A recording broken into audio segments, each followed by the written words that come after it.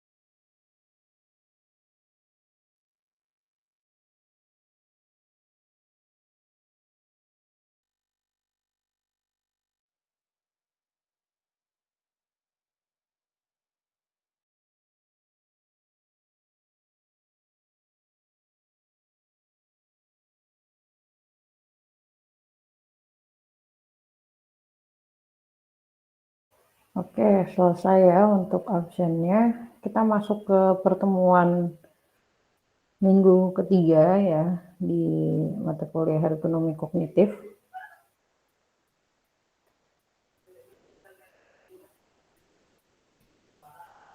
Oke, yang akan kita bahas pada hari ini adalah berkaitan dengan signal detection theory atau SDT ya, seperti itu. Minggu lalu atau pertemuan sebelumnya kita udah bahas apa aja? Saya mau tanya ke siapa ya?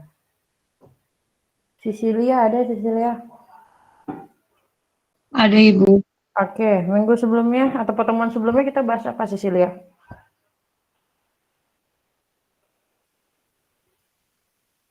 Maaf Ibu, sebelumnya saya minggu lalu baru PRS. Baru beres, oke. Oke, makasih. Berikutnya mungkin saya mau tanya ke siapa? Immanuel. Ada nggak Immanuel? Saya, Bu. Oke, Immanuel, pertemuan sebelumnya bahas apa kita? Kemarin sempat membahas tentang bagian-bagian di otak, kemudian juga sifat-sifat alami pada manusia juga, Bu. Oke, bagian yang di otak apa hubungannya bagian di otak sama ergonomi kognitif?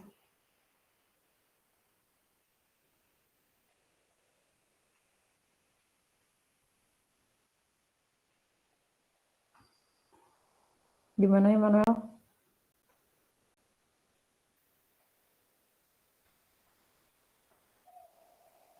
Karena ergonomi kognitif mempelajari tentang yang berkaitan dengan psikologi manusia, Bu. Terus hubungannya sama otak apa?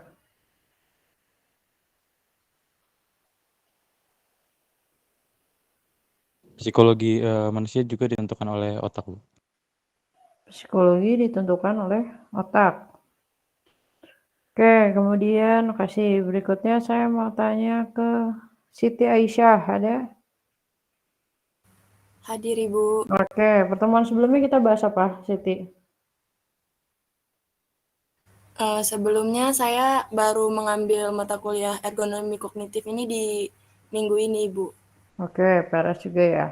Terima kasih. Berikutnya saya mau tanya ke Rangga deh.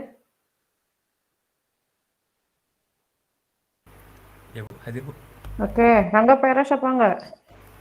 Iya Bu, kemarin aku awalnya mau PRS, tapi jadinya jadwal yang sebelah yang dipindah Bu.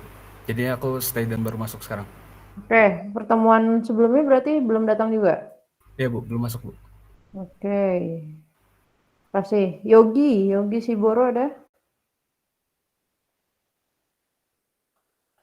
Hadir, Bu. Oke, pertemuan 2 masuk apa enggak? Masuk, Ibu. Oke, bahas apa kita di pertemuan sebelumnya? Bahas tentang level-level dalam berpikir, Bu. Ada apa aja tuh level-levelnya? Conscious level, pre-conscious sama unconscious, Bu. Apa bedanya? Conscious level itu berpikir dengan sadar, sedangkan unconscious itu tidak sadar, Bu. Oke, jadi ada conscious, unconscious, terus pre-conscious apa? Berpikir melalui ingatan, Bu. Berpikir melalui ingatan. Oke, makasih. Ya, jadi minggu lalu kita sebetulnya udah bahas Human Information Processing ya, seperti itu. Kemudian di dalam situ gimana caranya manusia itu menangkap informasi berupa stimulus ya. Mungkin yang belum masuk di pertemuan 1 di pertemuan 2 ya. Jadi ini mungkin lebih ke meng-highlight sedikit bahwasannya di pertemuan kedua itu kita membahas bagaimana cara manusia merespon atau kemudian menyerap informasi dengan beberapa alat sensor yang dimiliki oleh tubuh kita.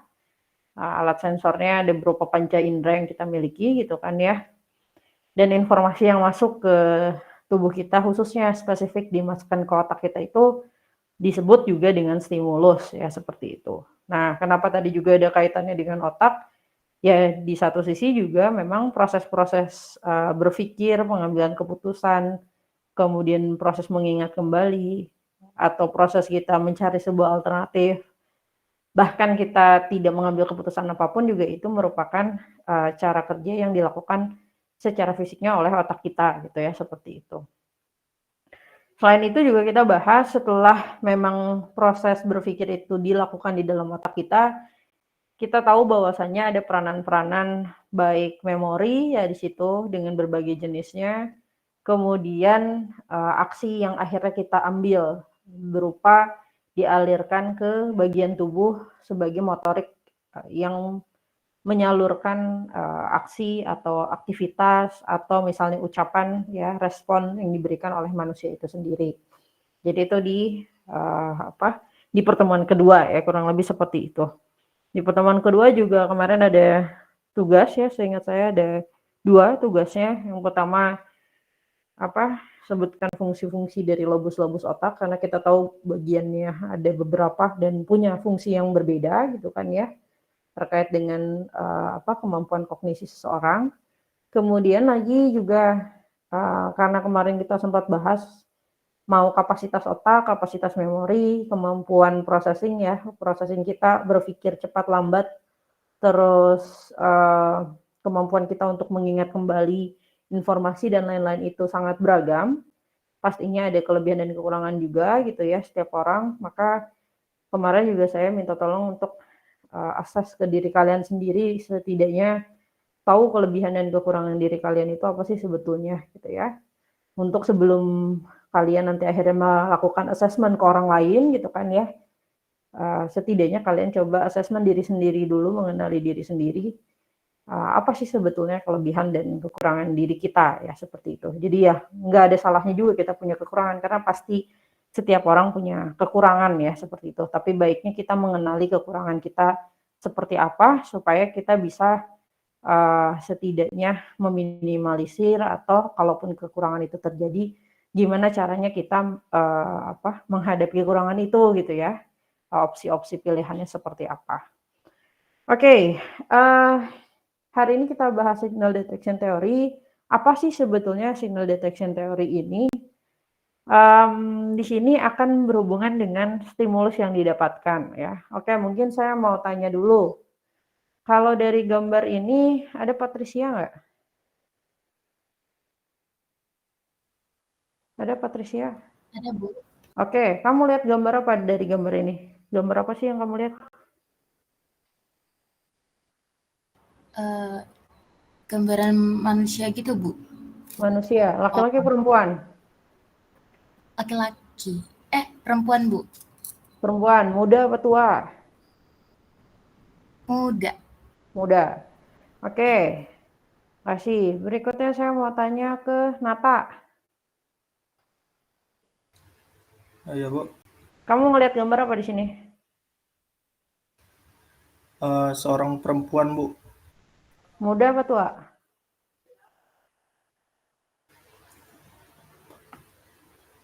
Muda, Bu. Oke, ada nggak yang ngelihat di sini ada gambar kayak perempuan tapi tua? Coba raise hand. Ada nggak?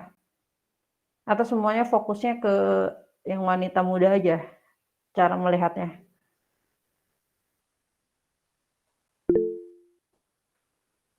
Ya, siapa? Dani. Dani lihat apa, Dani? Nenek-nenek atau gimana? Iya Bu, kalau yang saya lihat lebih ke wanita tua dilihat dari rambutnya Bu. Oke, jadi makasih. Nah, kalau kita lihatnya di sini dia wanita muda ya, maka ini area hidungnya kan ya. Ini rambut ya. Tapi kalau misalnya kita lihatnya, wanita muda seperti ini. Tapi kalau kita lihatnya ini wanita tua, maka ini area hidungnya, ini area matanya. Justru di sini bagian dagu ya, seperti itu. Jadi itu ya, jadi dalam satu informasi aja sebetulnya kita bisa jadi punya persepsi yang berbeda ya, seperti itu. Oke, kemudian nah, ketika berbicara signal detection theory, dari istilahnya aja kan itu ada sinyal ya, seperti itu. Apa kaitannya gitu ya? Sebetulnya yang akan kita bahas itu adalah bagaimana kita sebagai seorang manusia hari ini tuh mendeteksi sebuah informasi ya. Sama halnya seperti tadi, ini informasi berupa informasi visual, tapi ternyata deteksi yang dilakukan oleh kita manusia ini, let's say 43 orang di sini bersama saya, kita bisa jadi ngelihat sesuatu hal itu berbeda ya, gitu ya, seperti itu. Nah, berikutnya, beberapa pekerjaan yang berhubungan dengan aktivitas kognisi itu adalah salah satunya misalnya orang yang bekerja di menara controlling untuk melihat traffic di udara ya, atau kita sebutnya ATC, Air Traffic Controller ya, seperti itu. Nah, tugasnya mereka adalah melihat traffic pesawat ya yang terbang dari satu titik ke titik lainnya. Tapi di satu sisi juga bukan hanya pesawat yang memang diamati akan masuk ke bandara mereka saja, tapi bisa jadi juga yang akan take off juga kan dan lain-lain. Jadi banyak hal yang diperhatikan. Nah, kenapa pada akhirnya kegiatan itu juga banyak aktivitas kognisinya? Karena dibandingkan aktivitas fisiknya, mungkin pekerja itu nggak banyak melakukan kegiatan fisik, hanya duduk di depan layar ya seperti itu. Tapi secara kognisi, karena kita kemarin sempat belajar bagaimana proses orang berpikir, tadi disebutkan ada conscious dan unconscious ya, berarti dia berpikir secara sadar ya, melakukan proses analisis gitu kan, terus juga mengamati ya, itu perlu konsentrasi, maka itu disebut juga aktivitas kognisi ya, bekerja dengan aktivitas kognisi.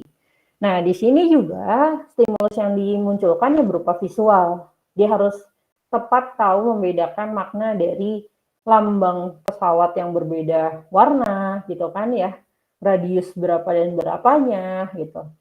Itu juga jangan sampai salah kan. Kalau sampai salah dia memperhatikan objeknya, memberikan atau menginterpretasikan makna yang berbeda, maka apa yang terjadi gitu kan? Yang terjadi bisa jadi misinformasi ya, terjadi kesalahan informasi yang fatalnya adalah bisa menyebabkan kecelakaan ya, seperti itu. Ya mungkin sekedar dari komen satu orang misalnya di line komunikasinya gitu kan dengan pilot, tapi ternyata efeknya bisa ke satu pesawat itu kan yang kena dampaknya ya, seperti itu. Jadi bisa dikatakan itu juga merupakan jenis pekerjaan yang cukup banyak aktivitas kognitifnya dan memang menguras pikiran ya, seperti itu. Oke, nah jadi kalau kita lihat dari konteksnya gitu ya, deteksi sinyal atau signal detection ini dia adalah sebetulnya aktivitas psikofisik ya, di mana antara ada hubungan physical stimuli ya, tadi bisa berupa sesuatu hal yang bisa dilihat ya, kemudian bisa juga kan sinyal itu nggak sesuatu yang dilihat aja, yang didengar kan seperti itu, atau misalnya yang dirasakan ya itu ya. Nah jadi gimana sesuatu hal yang dirasakan secara fisik ya, stimuli fisik yang terdengar, terlihat gitu ya, dan juga kaitannya dengan physiological sensation ya. Jadi apakah orang itu ketika mendengar atau melihat informasi itu akan tenang-tenang saja, atau gusar, atau panik gitu kan ya, atau bagaimana gitu ya, atau jadi lebih berhati-hati dan lain-lain. Kemudian juga berbicara signal detection ini, di situ ada aktivitas judgment of sensation-nya ya. Jadi dari sesuatu yang visual aja tadi kita bisa mengartikan sesuatu itu beda, bisa menganggap hal itu biasa saja, atau hal itu misalnya berbahaya, sesuatu hal yang berbahaya, misal seperti itu. Maka nanti ya sensasi yang dirasakannya beda-beda ya, baik dari adrenalin dan lain-lain. Kemudian selain itu ya, signal detection ini juga tentunya punya kepentingan ya di situ ya, akan berhubungan dengan apa? Misalnya parameter-parameternya itu kan idealnya akurat ya. Kalau dia memberikan sinyal deteksi berupa peringatan bahaya, harusnya yang mendengarkan juga dia dari situ akan aware akan adanya bahaya gitu. Bukan malah santai aja. Kalau santai aja berarti kan nggak akurat gitu kan. Apa sinyal yang diberikan dengan makna sesungguhnya seperti apa. Kemudian juga berhubungan dengan waktu reaksi seseorang. Apakah cepat tanggap atau memang malah lambat gitu kan, seperti itu. Atau berhubungan dengan sensory threshold-nya seperti apa gitu ya. Jadi di sini akan sangat berkaitan dengan bagaimana seseorang itu bisa menangkap maknanya sesuai dengan makna seharusnya dari sinyal deteksi yang ada, dan dia juga memberikan respon yang cepat ya, sebetulnya cepat dan tepat, harapannya seperti itu. Tapi nanti kita pelajari ada beberapa jenis kejadian ketika memang ada sinyal deteksi ini, apakah maksudnya A baru dilakukannya juga A, atau malah maksudnya A tapi dilakukannya B gitu kan ya, nanti kita bahas berikutnya. Oke, nah judgment-nya ada berapa tipe sih sebetulnya kalau berbicara sinyal detection ini. Ini ada 3 tipe ya, ada tipenya absolute, jadi sudah pasti dimaknainya seperti itu ya, karena misalnya memang sudah terbiasa. Atau misalnya tadi ada perbedaan ya, jadi ada sinyal terus kita tahu suaranya berbeda itu, maka sebetulnya yang lewat itu nanti jenisnya berbeda. Misal sirene mobil polisi, sirene pemadam kebakaran sama ambulan misal seperti itu. Nah, kita kan sebetulnya kalau kita bisa membedakan itu, kita tahu ya ada pembedanya. Jadi makna yang akan lewat itu siapa gitu. Atau bisa jadi juga sinyal ini berupa pilihan judgement-nya. Kalau sinyal udah kasih arahan untuk berhenti, di situ ada choices ya sebenarnya. Mau kalian ikut berhenti atau memang ya udah labas lewat gitu kan ya. Misalnya kayak merah, lampu lalu lintas, merah, hijau, kuning. Kalau merah sebetulnya absolut harusnya berhenti gitu kan ya. Hijau juga absolut jalan. Tapi kalau misalnya kuning kan ini choices ya. Jadi sebenarnya kalian boleh nggak udah mulai berhenti? Ya bisa aja gitu kan ya. Karena biasanya bentar lagi mendekati ke merah gitu kan seperti itu. Tapi kalau misalnya kalian tetap jalan bisa nggak? Iya, tapi harus hati-hati kan seperti itu. Itu adalah judgement yang sebetulnya dilakukan oleh manusia dalam konteks signal detection itu.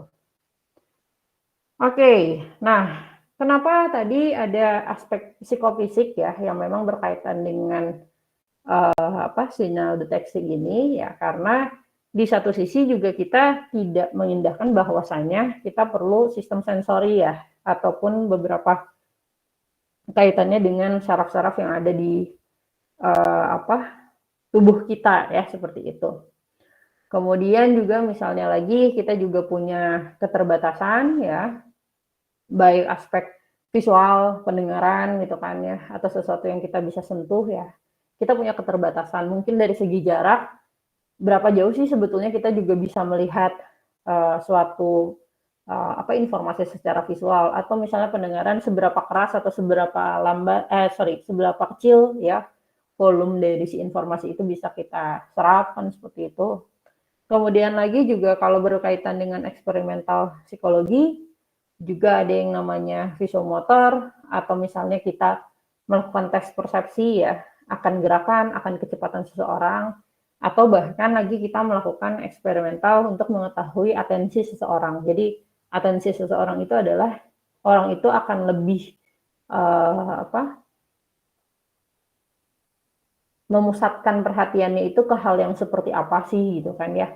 Itu juga berkaitan dengan aspek psikologi dari seseorang ya, dan tidak terlepas dari aspek psikofisik juga, karena kita tetap butuh beberapa part bagian tubuh kita yang memang digunakan untuk menangkap stimulus, either kita melepaskan respon ya, seperti itu. Kemudian lagi juga dari psikofisik ini kita juga bisa melakukan pengukuran kuantitatif ya, seperti apa misalnya pakai diagnostic tools ya vision test misalnya ya, tes penglihatan kita ya, itu kan berhubungan juga dengan aspek fisik yang ada gitu kan, seperti itu. Atau misalnya melakukan therapeutic effectiveness juga, ini juga berhubungan dengan konteks tubuh kita ya, seperti itu. Oke, nah selain tadi berbicara tentang psikofisik gitu ya, di sini juga ada yang kita sebut dengan anoreksia ya. Jadi contohnya misal kalau ada treatment anoreksia ya, gimana caranya supaya si subjeknya ini dia kan sebetulnya kalau orang anoreksia tuh dia merasa overweight, padahal bisa jadi enggak ya. Cuman mungkin dia pernah overweight, terus dia selalu merasa meskipun dia udah mulai kurus, dia selalu merasa dia overweight terus gitu kan, seperti itu. Nah, untuk mengatasi anoreksia ini, nah sebetulnya tadi therapeutic effectiveness ini bisa dilakukan gitu ya. Tapi gimana caranya untuk mengetahui treatment yang dilakukan itu, misalnya menghadapi kemajuan atau tidak gitu kan ya. Itu bisa jadi diberikan foto-foto ya, bentuk kalau misalnya tubuh ideal seperti apa, tubuh yang misalnya kelebihan berat seperti apa, atau yang terlalu kurus seperti apa. Nah, itu di testing ke mereka. Jadi supaya mereka itu lama-kelamaan bisa percaya bahwa ya bentuk ukuran yang seperti itu tuh ya sebetulnya udah kategorinya kurus misal seperti itu. Jadi nggak harus jadi takut kalau mereka tuh misalnya overweight gitu seperti itu. Jadi itu pendekatan dari visual ya. Sebetulnya kan yang di testing di situ adalah menekankan persepsi karena dia selalu berpikir negatif dan terdistraksi bahwasannya diri dia itu adalah overweight gitu kan. Jadinya kalau baru makan dikit pengennya dikeluarin lagi gitu kan ya kalau orang anoreksia itu. Nah, salah satu caranya untuk mengukur terapinya apakah menjadi lebih baik atau tidak dengan pendekatan visualisasi gambar dari bentuk tubuh ya, seperti itu. Oke, kemudian lagi ya kelebihan dari si psikofisik ini ya, selain memang bisa dijadikan tadi perhitungan yang cukup kuantitatif, pakai objective scale, Likert pendekatannya bisa juga. Terus misalnya lagi kita memang mau melakukan eksperimen berupa studi-studi yang berhubungan dengan aktivitas mental atau kondisi mental seseorang ya seperti itu. Atau misalnya lagi mau melihat tingkat sensitivitas seseorang terhadap warna. Makanya kenapa kalau kalian tahu misalnya pernah dengar nggak kalau mau kasih iklan makanan gitu kan ya, baiknya warna-warnanya itu ada sangkut pautnya sama warna merah kan seperti itu. Jadi soalnya itu katanya bisa bikin orang itu cenderung lapar dan mau beli ya seperti itu. Jadi itu sebetulnya ya kenapa bisa tahu sensitivitas orang terhadap warna itu ya pasti sebelumnya ada testing dulu ya atau eksperimen dulu ya seperti itu. Jadi sesuatu hal yang berhubungan dengan kecenderungan orang menarik atensinya, mempersepsikan sesuatu hal. Nah, ini sebetulnya bisa dikaitkan dengan studi-studi di psikofisik ini, gitu ya, seperti itu. Oke, kemudian ya kalau kita berbicara ke batasannya, ya, jadi ada beberapa batasan gitu. Kalau misalnya berupa sinyal yang sifatnya visual gitu kan ya. Di satu sisi juga kita tuh bisa jadi ya mungkin kalau itu sesuatu hal yang dilihat gitu ya, ya paling enggak sampai 10 foton segitu ya untuk beberapa hal yang dilihat. Kalau misalnya yang didengar ini sebetulnya kita juga punya keterbatasan juga gitu ya. Kalau kalian pernah dengar mungkin pernah belajar pasti dulu pas SMA bedanya berapa hertz yang bisa didengar manusia, yang didengar lumba-lumba, yang didengar sama apa anjing gitu kan ya. Itu kan punya perbedaan juga ya. Nah, itu sebetulnya mengacu juga ke kondisi manusia gitu pada akhirnya. Kalau memang mau membuat sebuah sinyal deteksi berupa suara, maka ada minimum disable atau maksimum disable yang memang masih bisa terdengar oleh manusia gitu kan seperti itu. Kemudian lagi kalau misalnya bentuk stimulisnya itu dalam konteks teks yang tertulis ya. Nah, jadi kalau memang ada teks tertulis dan hitungannya cepat terus kecil, maka ya kalau bisa sesuatu hal itu nggak lebih dari 2 line ya seperti itu. Atau misalnya informasi yang berhubungan dengan warna, kita juga punya batasan sebetulnya berapa warna yang bisa kita tangkap dalam konteks waktu yang singkat misal seperti itu ya. Itu sangat berhubungan dengan kapasitas manusia ya, termasuk misalnya jumlah digit yang bisa kita hafal itu juga ada maksimumnya ya seperti itu, atau ada minimum sampai maksimumnya 5+7 atau plus minus lah ya itu ya. Paling banyak mungkin sekarang berapa digit, nomor telepon kalian berapa digit? Berapa digit nomor telepon? HP ya, HP? Saya 12, Bu. 12 ya kan? Ya. Ya, jadi digitnya 12 lah paling enggak 5 plus minus 7 ya. Ya paling banyaknya udah 12 itu udah banyak sih sebetulnya. Tapi kalau lebih dari itu kayak NIK berapa ya? NIK tuh berapa digit? Coba NIK kalian berapa digit?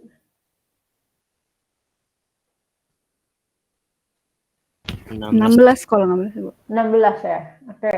Pasti kalau nomor HP sama NIK saya yakin lebih banyak yang hafal nomor HP sih daripada NIK ya, karena cenderung lebih panjang meskipun ya kadang kombinasinya ada yang cukup berulang, biasanya di akhirnya berapa digit sama gitu kan ya. Tapi pasti lebih banyak yang lebih hafal nomor HP gitu ya, seperti itu. Oke, nah ketika berbicara tadi threshold yang ada ya, apa keterkaitannya? Sebetulnya tadi kalau misalnya kan stimuli ini sebetulnya ada ya berupa deteksi tadi kan untuk memberikan informasi gitu ya. Ketika informasi itu too much, jadi terlalu banyak di satu waktu gitu ya. Nah, manusia itu punya kapasitas tadi untuk menangkap informasi itu dengan batasan-batasan yang ada. Kalau informasi itu terlalu panjang, dia itu cenderungnya adalah menangkapnya nggak persis 100% dia tangkap informasinya gitu. Jadi kalau kita lihat di sini pasti kalaupun misalnya tadi kita bilangnya ada threshold-nya, batasannya, dia paling banter juga ya 50% gitu ya, nggak akan benar-benar persis 100% terdeteksi gitu. Makanya kalau ada iklan di TV, kenapa iklan itu istilahnya kata-kata utamanya itu mungkin di akhir-akhir gitu kan, atau enggak di awal tapi ya singkat. Terus kenapa durasi iklan juga nggak lama-lama gitu ya? Ya karena balik lagi manusia tuh punya kapasitas dia fokusnya untuk dapetin poin inti informasinya itu berapa di detik berapa, atau kapasitas dari informasi yang mau dia serap itu seberapa banyak gitu ya, seperti itu. Makanya tadi ya balik lagi, jadi jangan terlalu banyak juga kalau memang case-nya kalian mau kasih sinyal kan gitu ya, baik dari suara, dari visual, yaitu pertimbangannya adalah memang informasi yang at the end ditangkap oleh audiensnya gitu ya, atau user atau manusia itu sendiri gitu, seperti itu. Nah, tadi karena kita berbicara tentang kemungkinan stimulus yang pada akhirnya ditangkap informasinya ya. Di sini juga sebetulnya apakah untuk mengetahui persis kalau pakai jumlah, misalnya contoh stimulusnya itu berupa jumlah angka, jumlah huruf gitu kan, seperti itu. Itu gimana sih biar persis tahu? Ya mau tidak mau kan sebetulnya juga ada namanya testing gitu ya. Nah ya kalau sekarang sih sebetulnya bisa juga kalian pakai alternatif-alternatif yang ada gitu ya. Jadi sekian terus dicobain dulu, distimulus lagi ke orangnya gitu kan, sampai setidaknya tahu yang efektif itu berapa sih gitu kan ya. Atau kalau mau informasinya berupa iklan, video dan lain-lain, kiranya berapa detik dia bisa nangkep gitu kan, seperti itu. Ya ini menurut saya sih jadinya menarik ya kalau memang mau diaplikasikan real di di kehidupan kalian atau di pekerjaan ya, seperti itu. Oke, nah kalau berbicara tadi ada descending ataupun ascending series-nya dari jenis stimulus yang diberikan ya. Jadi baiknya itu sebetulnya memang stimulusnya itu yang sifatnya ascending series gitu ya. Jadi dari intensitas yang awalnya justru bertahap dikasih informasinya itu sampai yang benar-benar poin intinya gitu. Makanya kalau kita lihat iklan atau misalnya pemberitahuan sesuatu hal, pasti kan sifatnya itu bukan bahayanya dulu di awal dikasih tahu apa gitu, warningnya tuh, tapi sebelumnya dulu apa, baru si warningnya di akhir gitu kan, seperti itu. Karena ya kita tahu cara berpikir manusia itu sebetulnya dari kenapahnya dulu ya, dari bawah dulu gitu, stimulusnya itu seperti itu. Oke, kemudian kalau berbicara ke intensitas stimulusnya ya, intensitas stimulus yang diberikan ya meskipun terdapat perbedaan intensitas antara yang tadi ascending ataupun descending-nya, di satu sisi juga bisa disesuaikan ya. Apakah dua-duanya juga jelek? Yang enggak juga, cuman bisa disesuaikan sebetulnya ke subjek yang memang nanti akan dijadikan audiens ataupun user yang menangkap sinyal itu gitu ya. Itu disesuaikan sebetulnya. Oke. Nah, kalau kita berbicara tadi konsep dari stimuli yang ditangkap gitu kan ya. Di satu sisi selain keterbatasan manusia dalam mengambil informasi stimulus yang ada, yang menjadi penting itu adalah misalnya ketika kita tahu fokus seseorang ketika mendapatkan stimulus itu apakah lagi ada gangguan distraksi dan lain-lain, atau memang misalnya dalam stimulus pertama, stimulus kedua, sinyal yang diberikan itu sama penekanannya kan.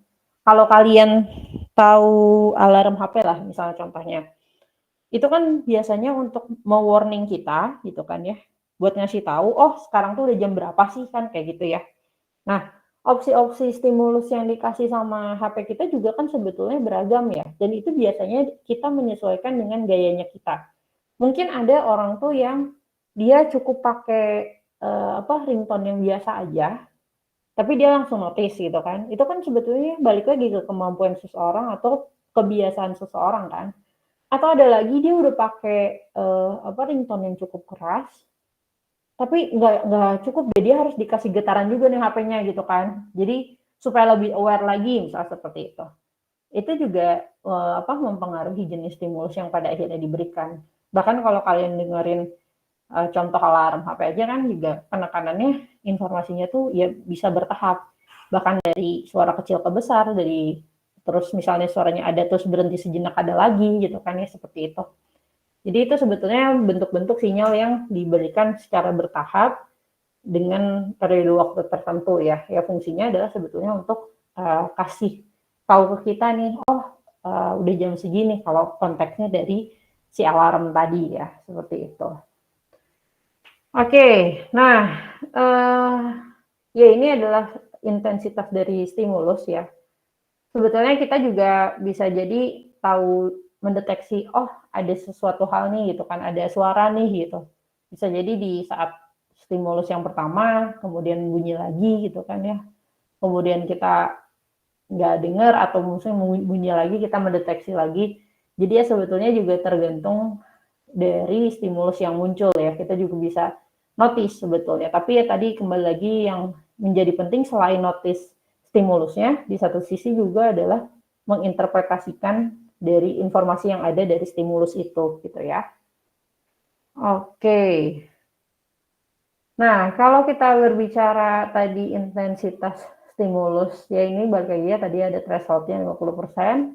Ini mirip yang grafik yang sebelumnya ya, di mana memang ada ada keterbatasan manusia tadi ya untuk dapetin stimulus, atau ketika stimulus itu muncul, kapan dia maksimalnya akhirnya ngeh dan nangkep informasi itu gitu.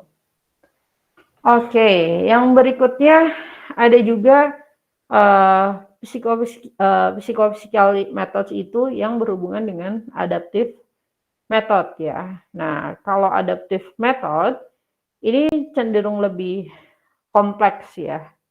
Terus juga kalau kita berbicara dari jenis stimulusnya, ini lebih kepada jenis stimulus yang descending ya. Jadi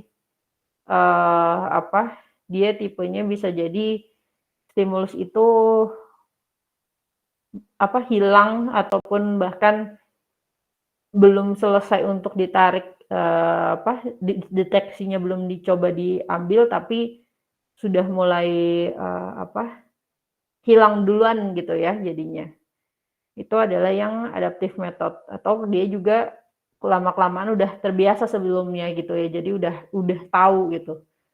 Kalau misalnya bunyi itu tuh atau visual itu tuh bentuknya apa sih gitu, artinya apa sih gitu kan ya.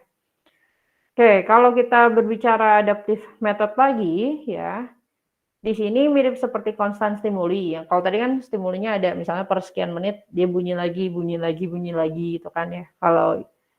Kalau di adaptive method dia bisa jadi konstan, tapi dia ada intensitas yang bisa jadi juga beragam ya gitu ya. Nah, intensitas beragamnya ini tergantung apa? Ini tergantung dengan eksperimen yang dilakukan gitu kan, seperti itu. Jadi bedanya kalau yang tadi misalnya kalau bunyinya per sekian detik dia terus gitu kan stimulinya. Nah, kalau yang tadi grafiknya kan berarti dibunyi keberapa sebetulnya orang itu ngeh bahwa oh ada stimuli ini nih gitu, terus maknanya ini nih gitu kan ya. Itu yang tadi yang sebelumnya. Nah, kalau yang di adaptive methods, ini bisa jadi rentangnya berubah ya, menyesuaikan dari case eksperimen yang ada gitu, seperti ini.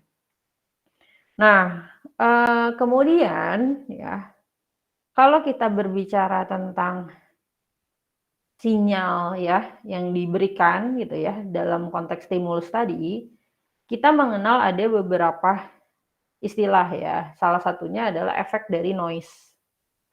Apa sih noise ini? Ya sama halnya misal kalian lagi kuliah sekarang, kuliah saya. Kemudian kan sebetulnya stimulus yang dikasih adalah suara dari saya kan ke kalian gitu kan, seperti itu.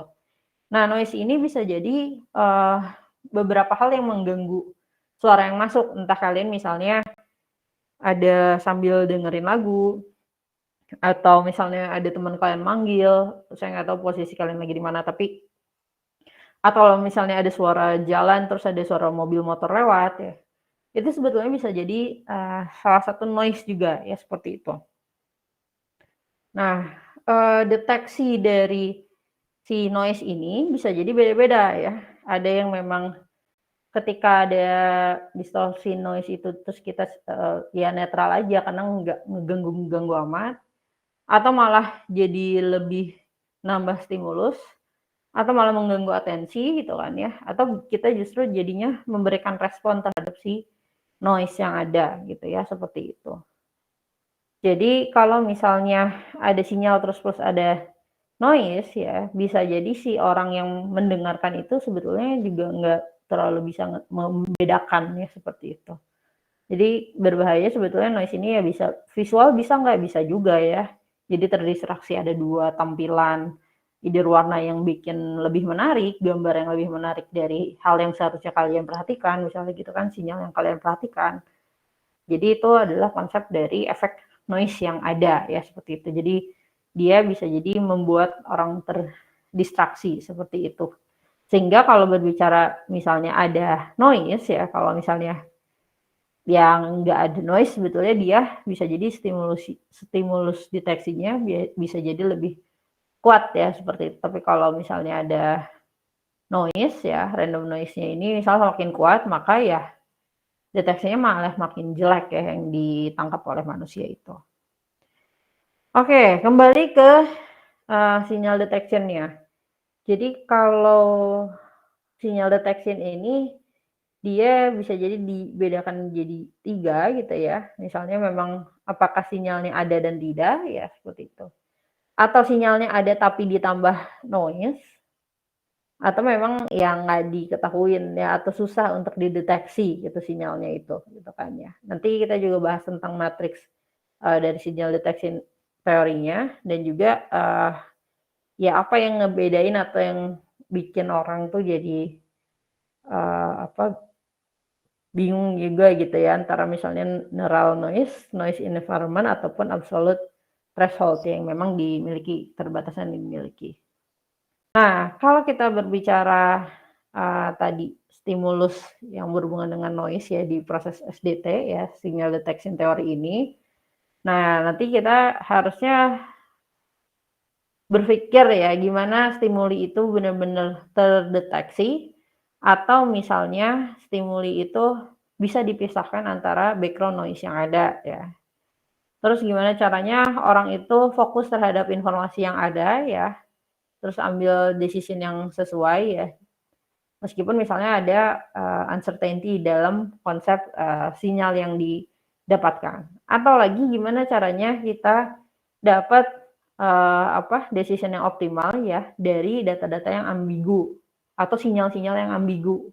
Kayak contohnya yang tadi yang pertama banget di slide pertama, kan sebetulnya gambar itu bisa jadi memberikan persepsi yang berbeda gitu kan ya. Meskipun diberikan sinyal gambar, bisa jadi ambigu ya.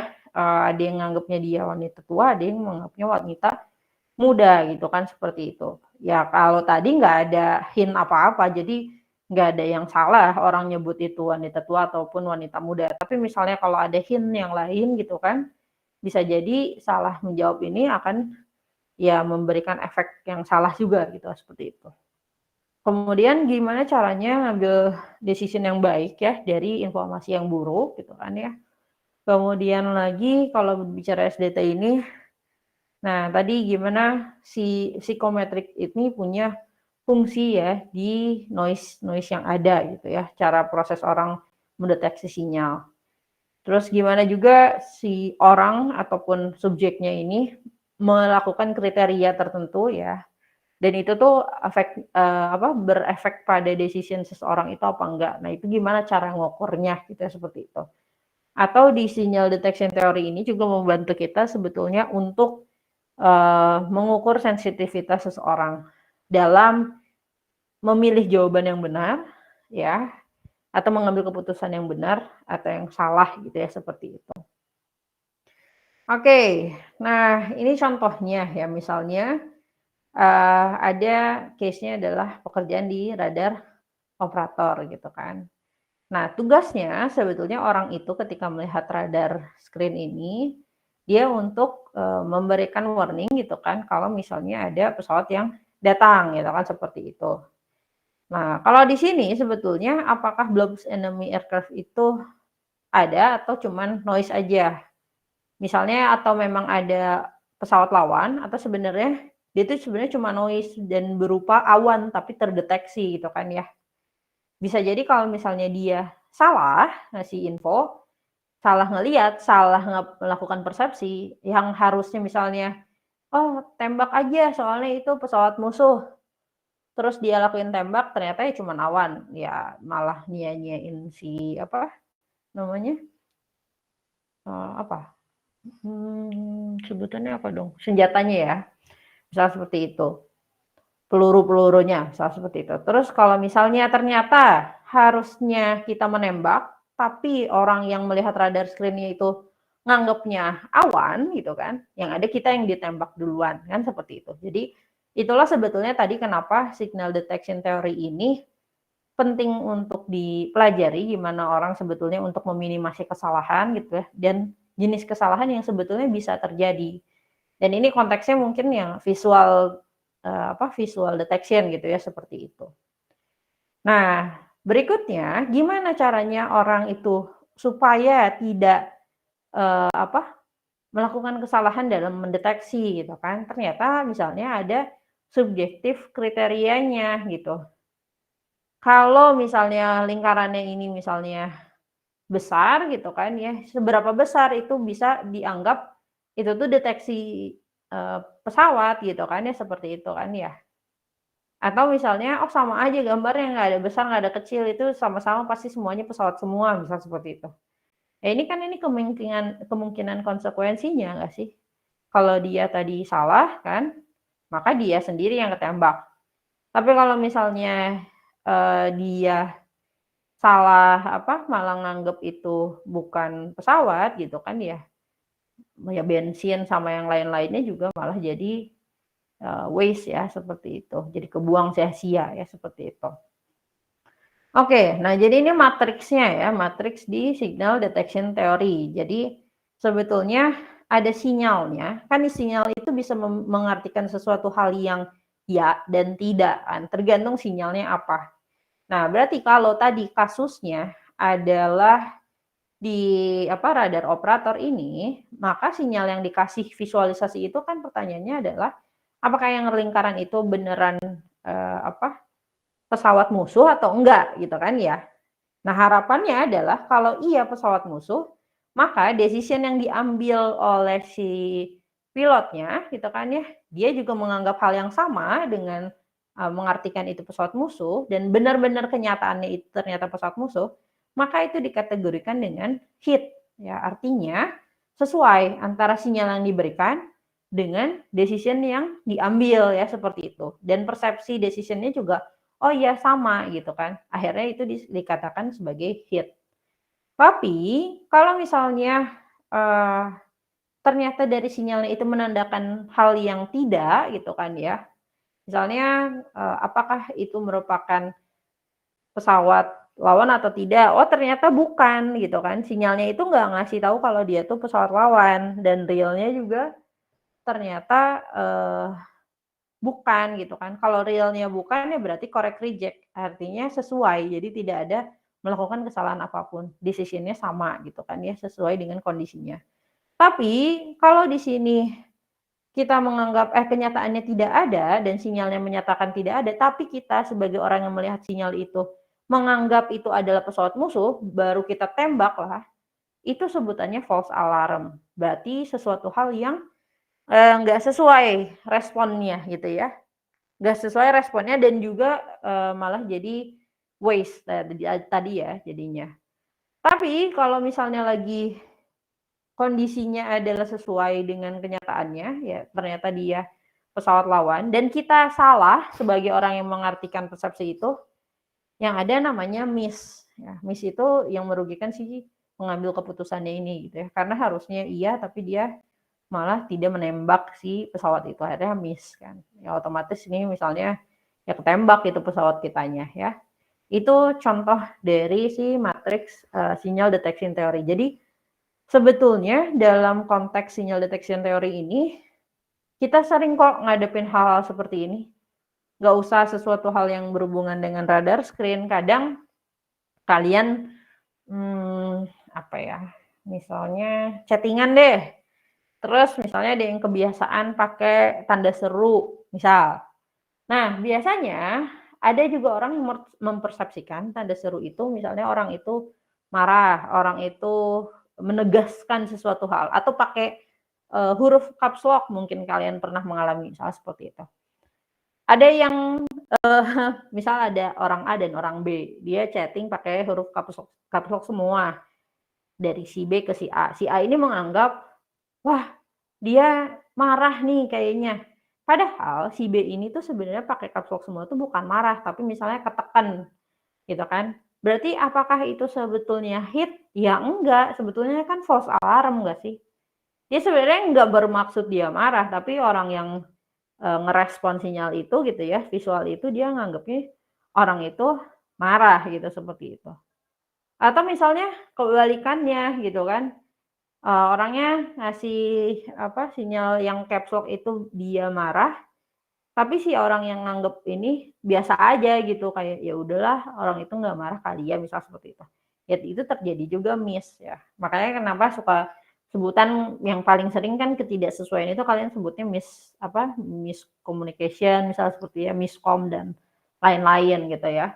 Ya jadi ini sebetulnya bagaimana cara kita mendeteksi sebuah sinyal ya, bagian dari itu. Jadi ketika memang tujuan sinyal itu A dan kita juga meresponnya sesuai dengan A dan itu kejadiannya, ya maka hit nggak akan terjadi apa-apa yang bagaimana gitu kan. Justru yang bahaya tuh yang kalau misal terjadinya miss ya tadi atau false alarm gitu ya, seperti itu. Oke, nah di sini berarti kan kita tahu bahwasannya dari konteks matriks sinyal detection theory itu kan ada kemungkinan orang itu melakukan error nggak sih? Atau misalnya kita sebutnya juga di sini ada kriteria best atau optimalnya gitu ya. Nah maka ya sebetulnya kalau kita ambil aplikasi ini ke real life-nya, ya khususnya di konteks industri, ya kalau sampai ada kejadian-kejadian miss ini kan sebetulnya ada error dari si orang yang mengambil decision ya. Efeknya apa sih? Sebetulnya ya kalau realnya adalah efeknya ngasih cost kan seperti itu error tuh. Iya coba kalau tadi cuman masalahnya chattingan aja ya gitu ya. Tapi kalau misalnya pekerja yang salah sampai miss misalnya terus menyebabkan suatu kecelakaan kerja, nyebabin sampai kebakaran dan lain-lain, itu kan juga bahaya. Jadi cost-nya akan lebih tinggi ya seperti itu. Jadi terus juga di sini error yang seperti apa sebetulnya acceptable? Ya padahal kita tahu sebenarnya manusia bisa aja melakukan error gitu kan ya. Nah, errornya yang seperti apa yang sebetulnya acceptable gitu ya, tergantung case dari sinyal dan decision-nya, seberapa bahaya sebetulnya sinyal yang memang diberikan ini gitu kan ya, seberapa berarti gitu kan, seperti itu. Jadi di sini juga mau tidak mau gimana caranya at the end kalau kita nanti mau membuat sebuah sinyal atau kita akan mendapatkan sebuah sinyal itu gimana caranya kita untuk mengetahui untuk meresponnya itu seperti apa sih? Atau respon yang benar itu seperti apa sih dengan kondisi yang ada? Mungkin kalau kita yang sebagai penerima sinyal, ya gimana caranya sih? Ya salah satunya misal memperkaya knowledge kita gitu kan ya, supaya kita tahu perbedaan suara, perbedaan visual, dan lain-lain, kita bisa tahu sebanyak mungkin informasi itu seperti apa. Tapi kalau kita yang membuat sebuah sinyal itu, maka kita juga harus paham betul gimana caranya membuat sinyal yang sekiranya tidak membuat orang bingung atau bahkan punya persepsi yang berbeda gitu, mengartikan hal itu menjadi berbeda ya, seperti itu. Oke, ini yang contoh kedua ya. Ini misalnya kalau tadi masalah pesawat tempur, ini misalnya masalah ada orang ya di depan kita, misalnya seperti itu, kemudian si orang itu orang itu di belakang kita terus manggil kita, hey gitu kan. Nah, kemungkinannya kan, apakah orang itu orang yang memang teman kita, manggil kita tuh, atau dia misalnya punya intensi jahat ke kita, misal seperti itu kan. Nah, kalau memang realnya orang itu ternyata bukan sesuatu orang yang baik, bukan teman kita, ya, terus decision kita ketika dipanggil kita malah lari, ya berarti konteksnya kita ya aman kan, seperti itu. Tapi kalau misalnya kita nganggep itu teman kita, terus kita malah lari, dipanggil hey, kita salah persepsiin, ya teman kita marah gitu kan. Kalau misalnya lagi tadi udah tahu dipanggil, tapi ternyata orang jahat sama kita, kita malah diem aja, ya kita akhirnya kena kejahatan itu gitu kan ya. Kalau misalnya lagi teman kita terus kita malah stay, ya kita bisa jadi malah kongkow sama dia gitu ya, jadi main sama dia, bisa seperti itu. Oke, nah tadi ini beberapa outcome ya, tadi ya kan ada hit, ada correct reject, false alarm, sama miss. Jadi itu depend on juga dengan konteks realnya seperti apa sinyal yang tadinya ya.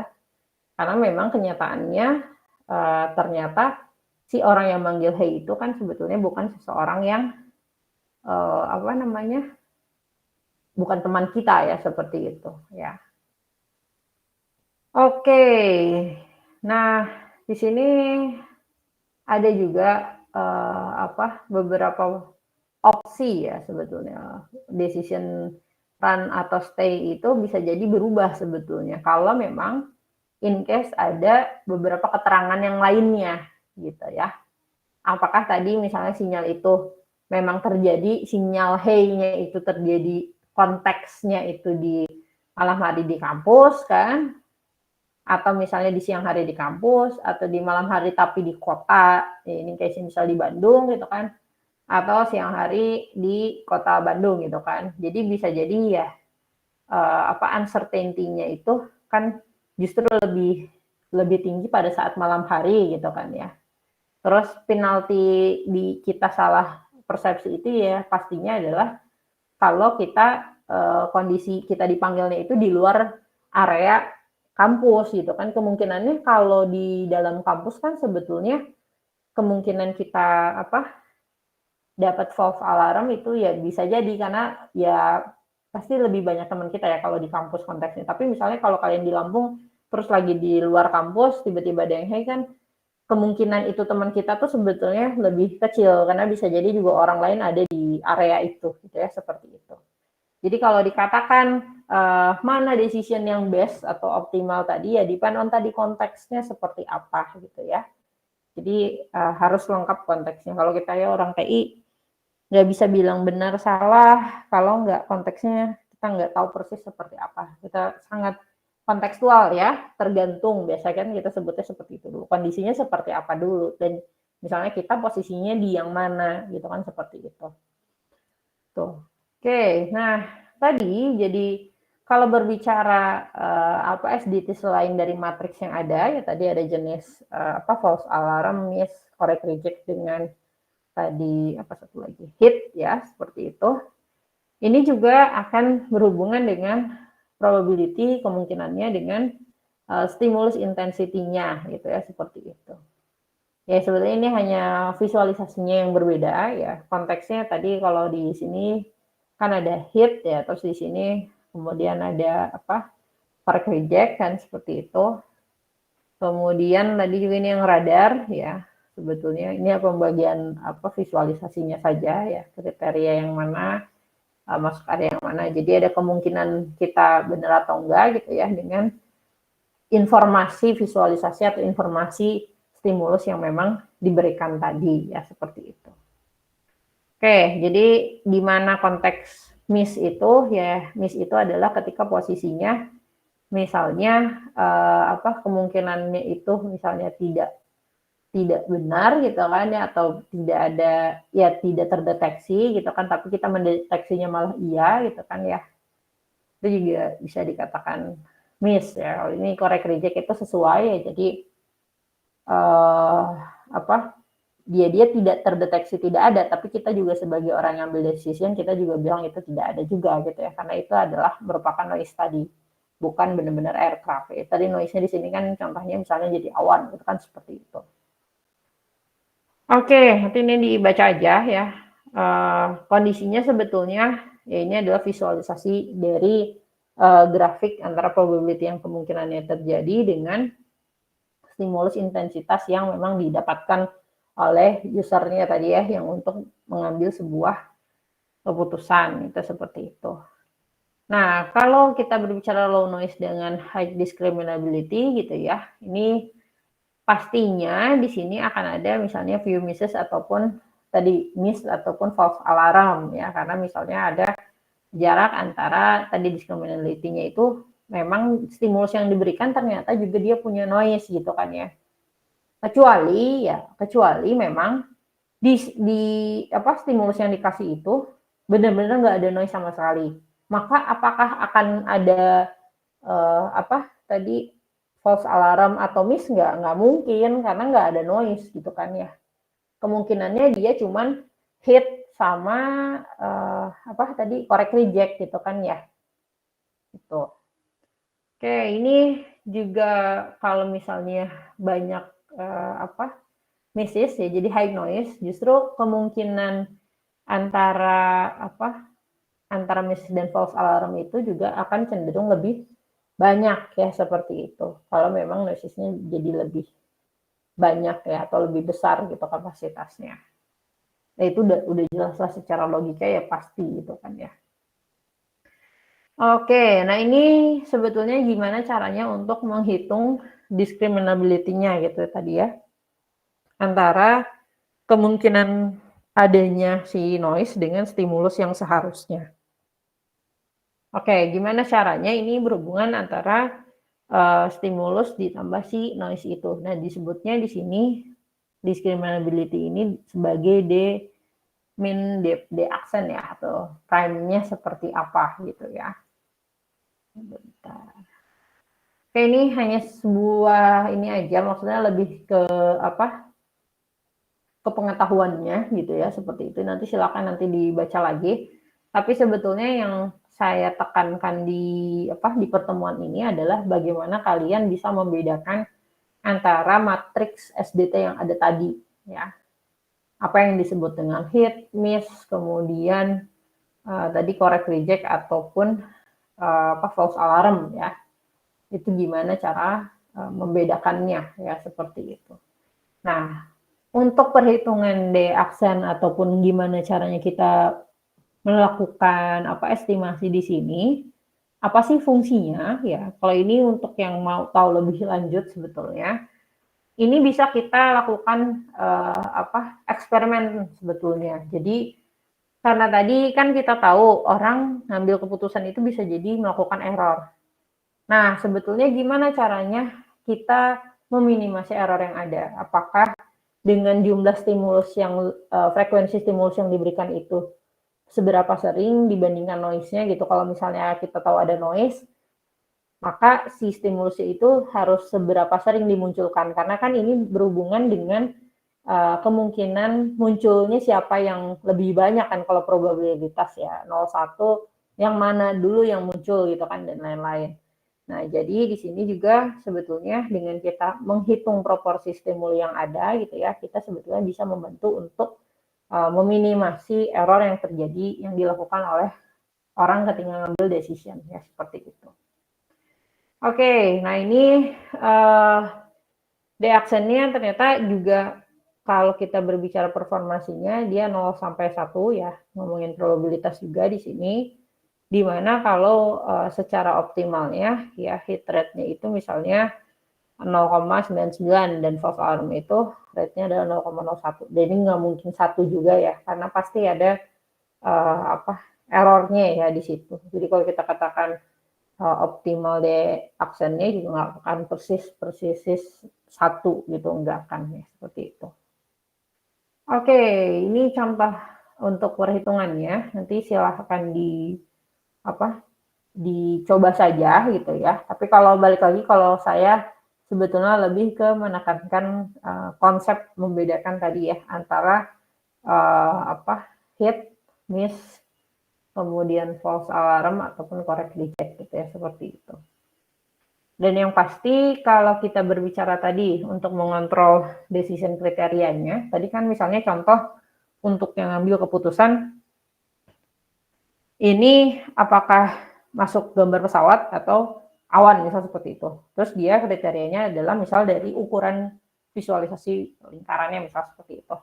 Nah, jadi dalam mengontrol decision kriteria ini juga salah satunya bisa jadi kita ngambil case reward and penalty gitu ya.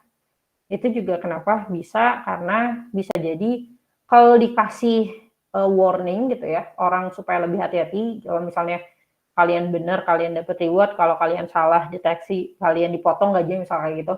Itu juga sebenarnya bisa membantu orang supaya lebih hati-hati lagi ketika ngambil decision ya, salah satunya. Kemudian lagi juga cara yang lain adalah gimana caranya kita meningkatkan performansi orang itu ya, untuk membedakan misalnya jenis sinyal yang memang akan dia deteksi ya, seperti itu. Atau lagi tadi ya kalau misalnya yang payoff ngomongin cost ya atau biaya yang kita kasih ke orang yang ambil deteksinya, atau bisa jadi juga dengan cara melakukan trial ya, training gitu ya, biar tahu ngebedain antara kalau ada noise dengan real sinyalnya di testing gitu kan, supaya orang terbiasa membedakan sinyal yang berbeda itu seperti apa gitu. Itu mungkin adalah cara yang bisa juga diaplikasikan. Jadi itu ya. Jadi bisa jadi yang diperbaiki itu dari sinyal yang memang diberikan, atau memang dilatih supaya orang yang mendeteksi sinyal itu lebih aware lagi gitu ya dalam mengambil keputusan dan minim error gitu ya. Itu. Oke, jadi ini ada beberapa summary-nya mungkin ya. Kalau berbicara pengambilan keputusan, karena tadi kan sinyal deteksi itu selain kita mendeteksi sinyal itu, maka kita kan mempersepsikan kemudian mengambil keputusan apakah kita mengambil langkah A, langkah B, gitu, seperti itu. Maka itu berhubungan dengan perceptual judgment, benar-benar judgment dari diri kita ya. Nah, di satu sisi juga sinyal yang kita tangkap ya gitu ya, deteksi yang kita deteksi itu bisa jadi bukan pure benar-benar sinyalnya aja, tapi bisa jadi kita juga mendeteksi noise tadi ya, sesuatu hal yang memang bukan informasi seharusnya, bisa seperti itu. Kemudian bisa jadi juga decision yang diambil oleh orang penangkap sinyal tadi ya, dia udah punya kriteria sebelumnya ya, maka responnya itu ada respon bias karena dia udah jadinya diatur berdasarkan kriteria yang ada. Meskipun tadi disebutkan bahwasannya bantuan kriteria ini membantu seseorang meminimasi error saat melakukan decision gitu ya, seperti itu. Kemudian lagi tadi contoh-contoh misalnya untuk mengontrol gimana biar orang itu nggak melakukan kesalahan dalam proses mengambil decision dari sinyal yang dia deteksi gitu kan ya, misalnya kasih konsekuensi tertentu ya, seperti itu. Kemudian tadi performansi hit rate itu bisa jadi juga pengukurannya bias ya, tapi tergantung kriterianya ya, benar salahnya itu ya tadi tergantung konteksnya, kembali lagi dalam proses signal detection theory ini. Jadi harus jelas kondisinya seperti apa gitu ya. Oke, kalau berbicara tadi terkait dengan sensitivity atau discriminability gitu ya, dari kemampuan manusia dalam mendeteksi stimulusnya dan membedakan mana informasi inti dengan noise-nya gitu kan ya. Itu sebetulnya juga tergantung kapasitas dari seseorang, tapi kita tahu bahwasannya ternyata memang setiap stimulus yang ada itu setidaknya pasti ada noise-nya. Hanya saja seberapa besar informasi stimulusnya dan seberapa besar sering muncul, tadi kan ada probability-nya di situ kan ya. Nah, caranya untuk mengetahui insensitif dari si kriteria yang ada itu salah satunya dengan tadi pengukuran si D-aksen ini ya, untuk mengukur discriminability itu ya. Nah, D-aksen ini juga bisa dihitung dari hit rate proporsinya ya. Seberapa sering misalnya stimulus itu dideteksi oleh orang gitu kan, dan seberapa sering sebetulnya orang itu melakukan false alarm. Nah, kasus-kasus dari SDT ini, eksperimennya bisa juga misal dengan seseorang itu dikasih visualisasi warna atau warning, terus nanti dia ngasih respon gitu kan, misalnya sambil neken tombol dan lain-lain, atau jawab ya tidak, misalnya seperti itu juga sebetulnya bisa untuk membantu mengukur apakah sinyal yang diberikan, apakah misalnya visualisasi yang diberikan itu bisa dideteksi orang dengan kurun waktu yang cepat atau lambat, atau cepat tepat, atau malahan salah gitu kan ya, seperti itu. Jadi itu mungkin opsi-opsi ke depannya kalau memang kalian tertarik gitu ya, gimana sih sebetulnya bisa tahu waktu respon seseorang, atau gimana sih visualisasi yang memang bikin orang tuh paham betul maknanya apa dengan kecepatan yang cepat gitu kan, seperti itu. Gitu. Oke, itu aja mungkin untuk pertemuan hari ini. Ada yang mau ditanyakan sebelum saya akhiri? Gimana? Atau cukup? Halo? Cukup, Bu. Cukup ya. Oke, kalau gitu saya akhiri perkuliahan hari ini. Terima kasih sudah hadir di kelas saya. Mohon maaf bila ada salah-salah kata. Semoga ilmunya bermanfaat. Wassalamualaikum warahmatullahi wabarakatuh.